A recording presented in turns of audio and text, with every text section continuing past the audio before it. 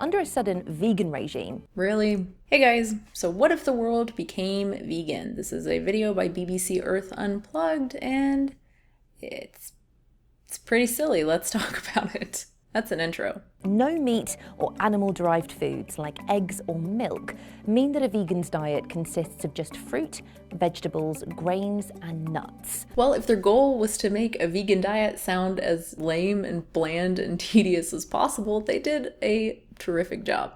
So obviously a vegan diet's a lot more than that. There's beans, of course, which are very, very important. There's fungi like mushrooms and just nutritional yeast. There's fermented foods. There's tons of processed stuff from mock meats to like ice creams and chips. Of course, there's oils and spices and salts. There's just tons of awesome, delicious stuff. And there are some proven health boosts, although plants can't supply all the vitamins and minerals that our bodies need. So we get a reduced risk for like a couple of diseases, but we also die from malnutrition.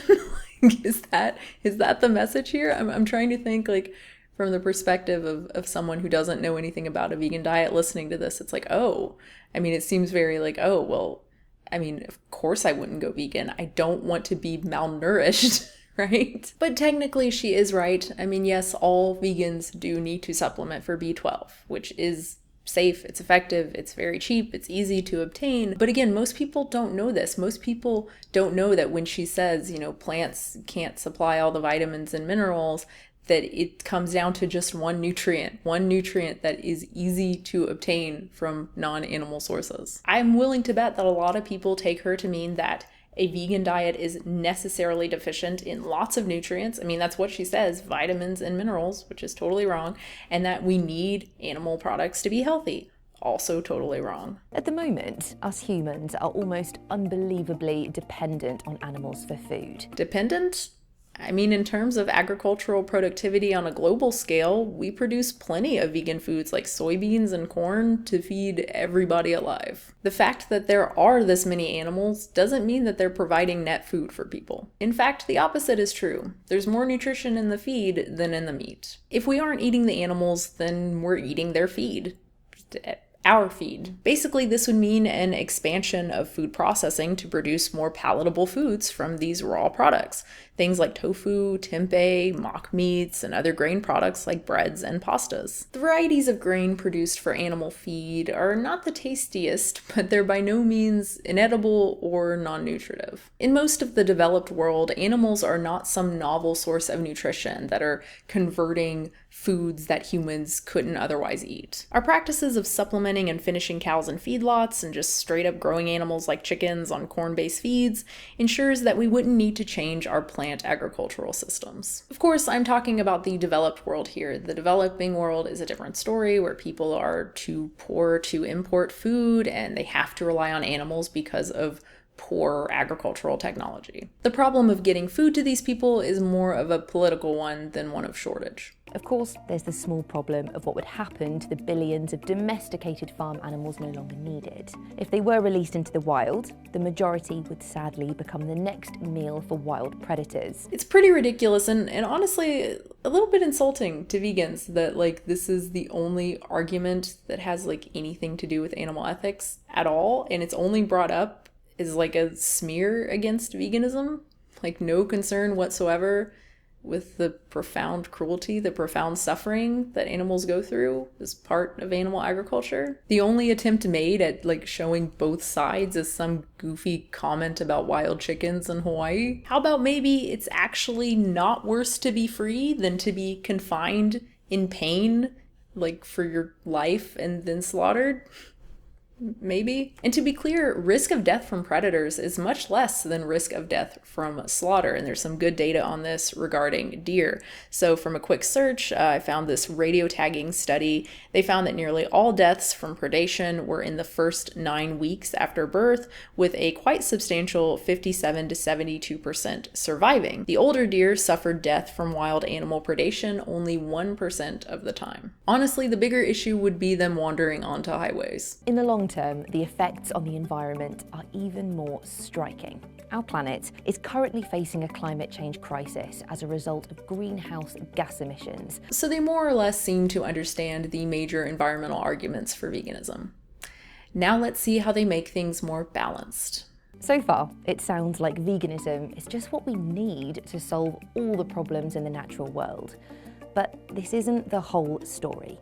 Yeah, but it kind of is the whole story, though, at least in the developed world. Again, food security in poorer regions, it's a complicated political issue. Around 1/3 of the world's land area is arid or semi-arid, meaning that there's not enough water to support anything other than animal agriculture. We don't need to use any of that land. Again, we already produce plenty of food. But as to the claim, deserts are areas with less than 10% precipitation a year, and dryland farming crops like wheat, corn, beans, and some oil seeds can be done with as little as 9 inches. At face value, it's simply false that these areas cannot be cultivated as is. And if grasses like drought-adapted wheat can't grow there, then it's pretty unlikely that forage for cattle will do well there either.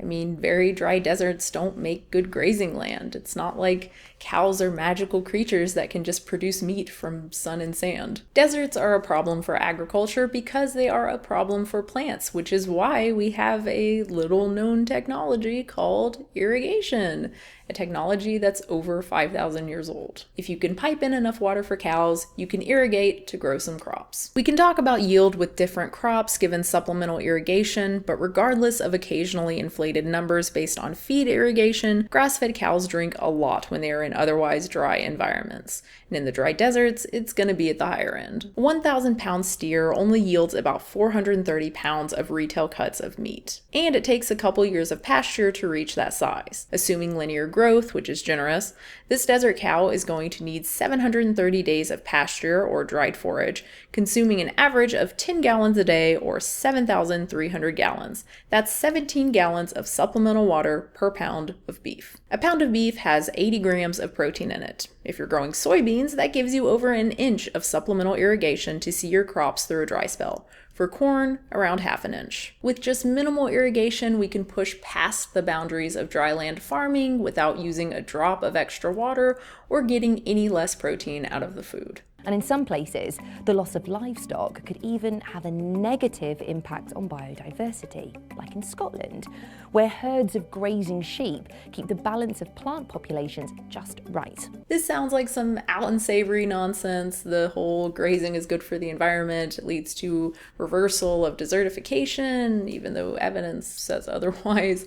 Video on this here. And here's a recent paper assessing the biodiversity issue. Basically, deer take the place of sheep, and they are apparently better at reducing homogeneity than sheep are. And there's no agreement that differences are significant with reduced grazing. I'm sure you can find plenty of people in the sheep industry insisting that sheep are essential to the natural ecosystem of Scotland. But that doesn't mean it's actually true, or that it even matters. I mean, it's really okay if these lands become forests again. It's probably preferable. Some 1 billion people worldwide are employed full-time in rearing and processing livestock. Remove the demand for those animals, and we would be faced with an unemployment crisis of unprecedented levels. Just to be clear, these are not good jobs. These are not high-paying jobs. A lot of these people doing these jobs are living in poverty. These are hard jobs. They're painful jobs. They're very, very stressful jobs. These are jobs that I think we need to be helping people get out of. And what better way than an overnight industry of food production that uses very simple methods to transform unpalatable raw materials like soybeans and corn into palatable foods? Right now, animals do this work, paying for it with their lives and suffering. A human being, even with very primitive technology, can ferment tempeh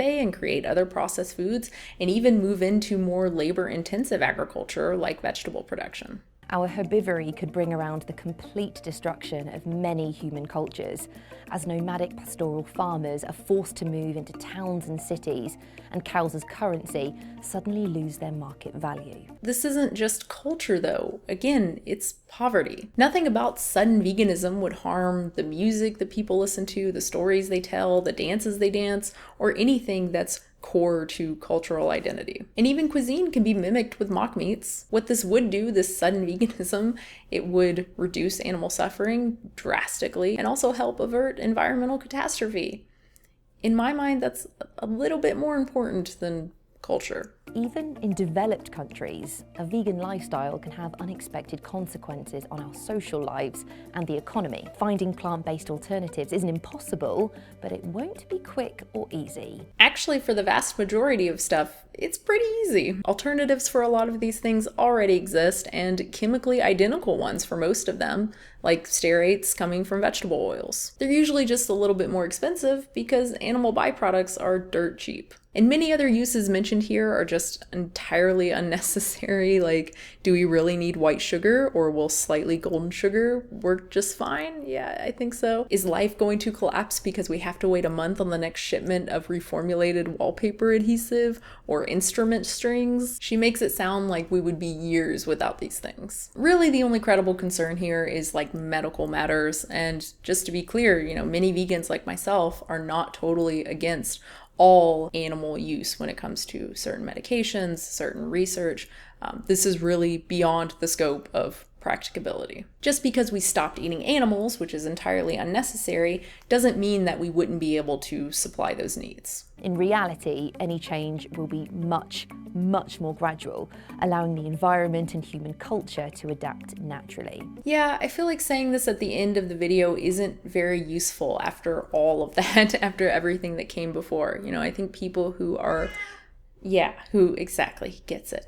People who are looking for a reason not to go vegan or not to reduce their animal product consumption, they might feel better about their habits, thanks to this really preposterous hypothetical. To be clear, hypotheticals can be very useful when you're talking about ethics, but I feel like in this case, it only serves to convince people that eating animals is necessary. Veganism is a really charged issue, obviously, and this is why we see some meat eaters clinging to just really ridiculous evidence as like proof that veganism is unhealthy or that we need to eat animal products. It's not crazy to think that people, at least some of the people watching this video, instead of taking it as just like a silly but interesting like what if scenario, will take it to mean that veganism is inherently damaging to people. It doesn't matter that this is wrong. It doesn't matter that we would never apply such ridiculous logic to like anything else worthwhile, like recycling or biking to work, even though both of these, if everyone started doing them immediately, would have some amount of catastrophe, right? If that happened. But when it comes to veganism, a silly hypothetical becomes a solid argument. And even if someone does really think that potential negative effects of the world going vegan overnight is actually a solid argument against veganism, it doesn't mean that they can't eventually go vegan. Just go reducitarian, flexitarian instead, and like make a plan to cut out animal products over the next couple of years. I mean, if everyone did that, which would be incredible, that would be so amazing, then we'd have like no issues at all. And I guess that's it. Thank you so much for watching, everybody. I hope you enjoyed it. Of course, comments and questions below. If you want to subscribe, of course, subscribe. And if you want to support the channel, you can do so at patreon.com/unnaturalvegan. Thank you so much again, everybody, and I will have a new video very soon.